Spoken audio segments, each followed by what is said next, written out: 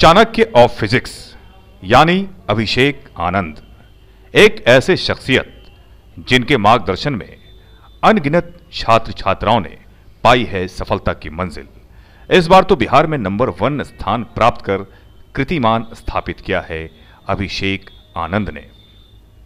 काफी स्ट्रगल कर यहां तक का सफर तय किया है अभिषेक आनंद ने, जहां से इन्हें अब पीछे मुड़कर देखने की जरूरत नहीं है।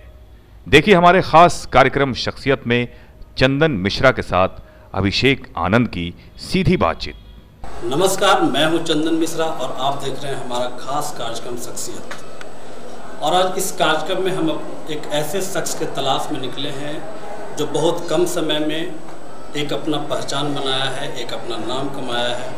और वैसे शख्स को हमने पिछले 3 दिनों से खोजने का प्रयास किया, तलाशने का प्रयास किया, उनसे संपर्क करने का प्रयास किया, लेकिन जब भी मैंने उनसे बात की उन्होंने हमें यही बताया कि मैं अभी क्लास में हूँ सर, मैं आपसे बाद में बात करूँगा। तो मैं ऐसे शख्स से आज आपको मुलाकात करवाना चाहता हूँ जिनका नाम अभिषेक जी है और वो एक सुदूर इलाके जहानाबाद के मनियामा गांव से बिलोंग करते हैं और उन्होंने बहुत कम समय में फिजिक्स की दुनिया में एक अपना नाम कमाया है, एक अपना पहचान बनाया है। तो आइए आज हम आपको मुलाकात करवाते हैं एक ऐसी शख्सियत से जो हमारे सामने हैं। वो अभी फ़िलहाल गया जिला के बेला में एक स्कूल में अभी फिजिक्स पढ़ा रहे हैं और उनसे बात करते हैं।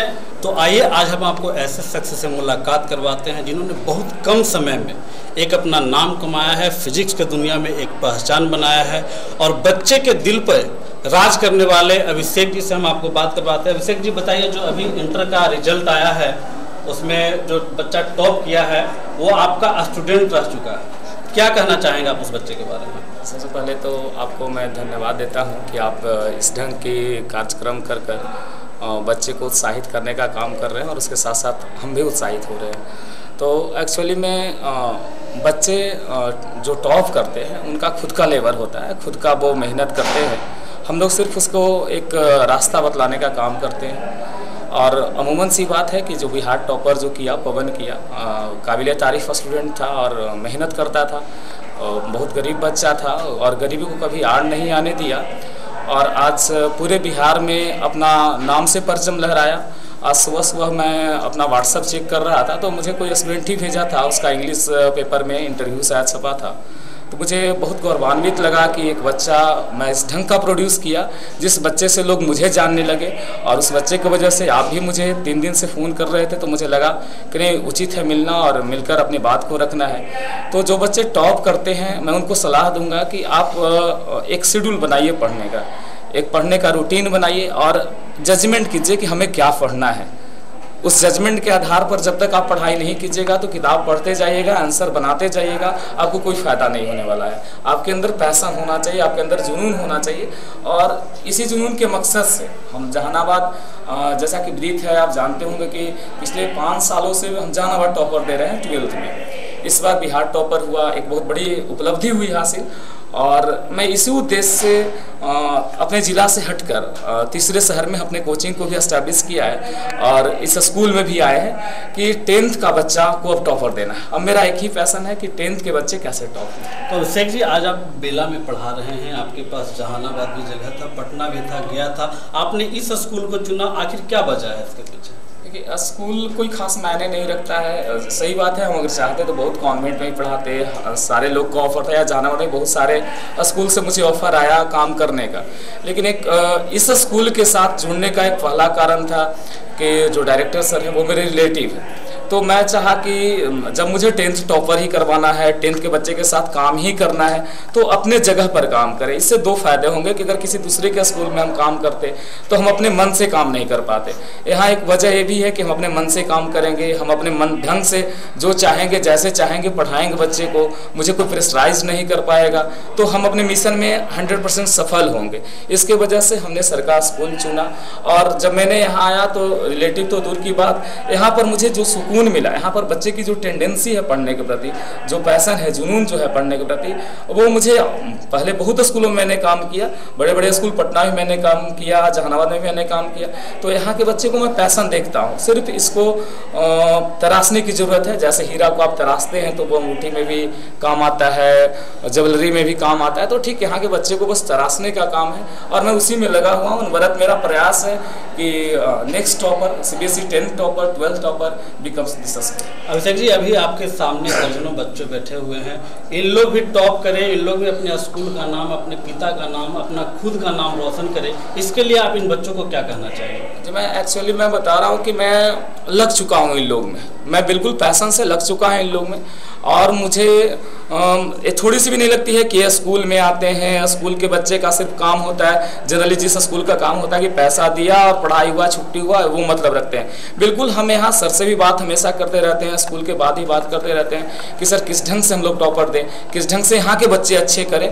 तो ऑलरेडी हम लग चुके हैं और मेरे डायरेक्टर सर जो हैं वे भी लग चुके हैं, ये भी काफ़ी इनका सहयोग मिल रहा है और उमूमन सी बात है कि इस बार हम 10th का रिजल्ट यहाँ अच्छा देंगे।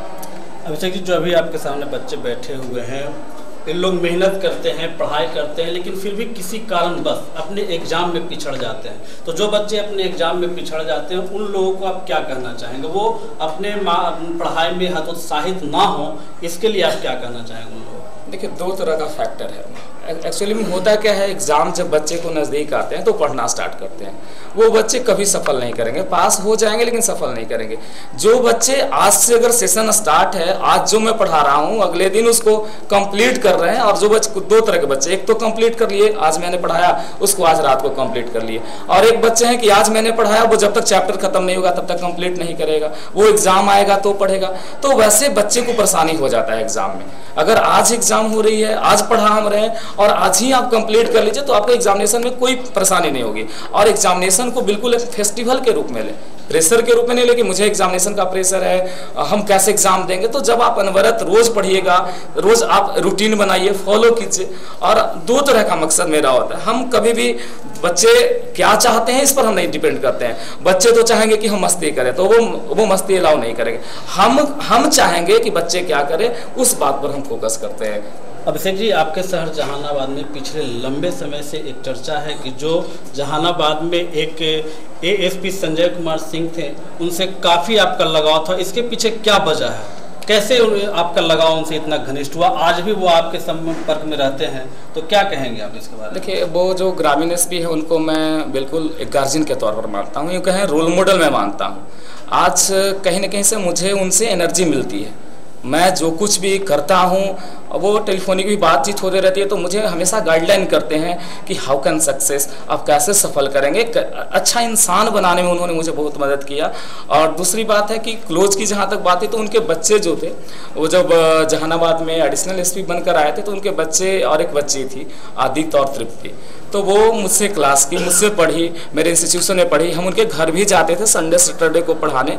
तो उन्होंने मेरा जो पढ़ाने का स्टाइल देखा या फिर बच्चे का जो प्रोग्रेस देखा, इसके वजह से वो मुझसे क्लोज हो गए और सही मायने में आज मेरे एक फैमिली मेंबर के रूप में है। मैं उनका बहुत इज्जत करता हूँ और बहुत सम्मान करता हूँ। मैं रोल मॉडल उनको मानता हूँ। आप बेला के साथ साथ जहानाबाद, पटना, 3-4 जगहों पे आप अपने कोचिंग संस्थान का नाम रोशन किया है और अभी भी चला रहे हैं, तो कैसे इसको आप मैनेज करते हैं? कोचिंग जहाँ तक चलाने की बात है तो एक टीम वर्क होती है कोचिंग में। स्कूल जैसे एक शिक्षक नहीं चला सकते हैं, एक डायरेक्टर स्कूल नहीं चला सकते, एक प्रिंसिपल नहीं चला सकते। एक टीम वर्क जब तक नहीं होगा तब तक आप सफल नहीं होंगे। तो उसी ढंग से हमारी एक टीम वर्क है। टीम वर्क में मेरे करंजय सर हैं, जिनका मैं नाम लेना चाहूँगा, आपको पता होगा वो टॉपर बच्चा, लैंग्वेज में 150 में 148 नंबर लाया। तो एक काबिल तारीफ है कि लैंग्वेज में कोई 150 में 148 ला रहा है। तो एक टीम वर्क है। पटना वाला मेरा एक दोस्त है इंजीनियर सौरभ प्रकाश, वो देखता है जहाँ उसको प्रॉब्लम होता है तो मैं संडे को जाता हूँ, वहाँ करता हूँ। और ये डेफिनेटली है कि मेरा पूरा फोकस बेला में है और यहाँ पर मैं ज़्यादा फोकस करता हूँ। जी, अभी चुनाव का माहौल चल रहा है और जैसा कि आपके बारे में लोग बताते हैं कि आप राजनीतिक से भी संपर्क रखते थे, आप एक ऐसी पार्टी के जो मीडिया प्रभारी के रूप में भी काम कर चुके हैं, तो आज आपने उस सेक्टर से अपना पैर पीछे खींचा, आखिर क्या वजह रहा है इसके पीछे? एक्चुअली मैं मुझे मेरा जब बचपन था, जब मैं कॉलेजेस में क्या ऐसा नहीं लगता कि आपको कहीं उस जगह पे जगह नहीं मिल पाया, पार्टी में जगह नहीं मिल पाया? ऐसा तो कोई मिशन नहीं था, कोई उम्मीद नहीं थी ऐसी। एक्चुअली में क्या था, जब मैं पटना पढ़ाई करते थे तो थोड़ा विचलित हुए थे पॉलिटिक्स के तरफ। लगा था कि ज़्यादा चमक दमक है, SPDM भी इनके पीछे चलते हैं, तो थोड़ा चमक दमक देखकर हम थोड़ा डाइवर्ट हुए थे, अमूमन सी बात है। और मुझे एक रेनॉल्ड्स पार्टी का जिला प्रवक्ता भी बनाया गया था।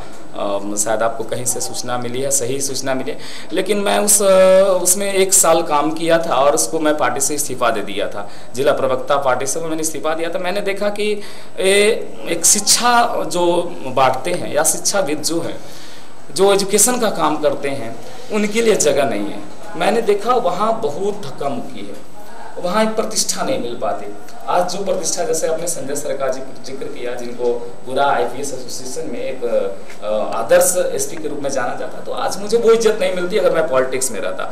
दूसरा, पॉलिटिक्स के पीछे कारण था, फिर मैं जो जिला प्रवक्ता के इस्तीफा देकर मैं एक पार्टी का जिला प्रेसिडेंट भी बना था। तो उस दिन मुझे बहुत बड़ा धक्का लगा। वो 10th का एग्ज़ाम था, आपको पिछले साल याद होगा, 10th का एग्ज़ाम था और वो पार्टी एक बंद की हुई थी जहानाबाद, और उसमें बहुत सारे मेरे स्टूडेंट का एग्ज़ाम छूट गया। तो मुझे लगा कि क्या मैं ऐसे पार्टी का जिला अध्यक्ष बनूं कि मेरे ही बच्चे का एग्ज़ाम छूट जाए। फिर मैं उस दिन से संन्यास लिया और मैंने लेटर लिखा और इस्तीफा दिया, और मैं दूर तक राजनीति में न कभी इंटरेस्ट रखा। जैसा कि आपने अभी अभी बताया कि हमारे बच्चे पिछले कई वर्षों से टॉप करते आ रहे हैं, तो कुछ बच्चों से जब मैंने जानने का कोशिश किया तो वो गॉड ऑफ फिजिक्स कहते हैं। तो क्या आप इसको किस रूप में लेना चाहते हैं और बच्चों को क्या कहेंगे, क्यों कहते हैं आखिर आप? ये तो बच्चा का प्यार है कि वो गॉड ऑफ फिजिक्स बोलता है या विजार्ड ऑफ फिजिक्स बोलता है। ये बच्चा का प्यार है। बच्चा, मुझे जहानाबाद के बच्चे और खास करके अभी जो यहाँ कुछ बच्चे हैं, ये भी बहुत इज्जत करते हैं, बहुत प्यार करते हैं।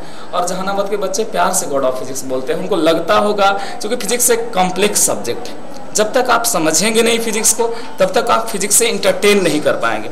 और फिजिक्स को समझना पड़ेगा आपको, फिजिक्स को याद नहीं करना पड़ेगा। तो हमने कभी उस तरफ ध्यान नहीं करवाया बच्चा को कि तुम रटो, तुझे क्वेश्चन आंसर मैंने लिखवा दिया, वो क्वेश्चन आंसर तुम काम करो। मैंने कभी वैसी पढ़ाई न किया और न कहीं वैसे पढ़ाई पर विश्वास करता हूँ मैं।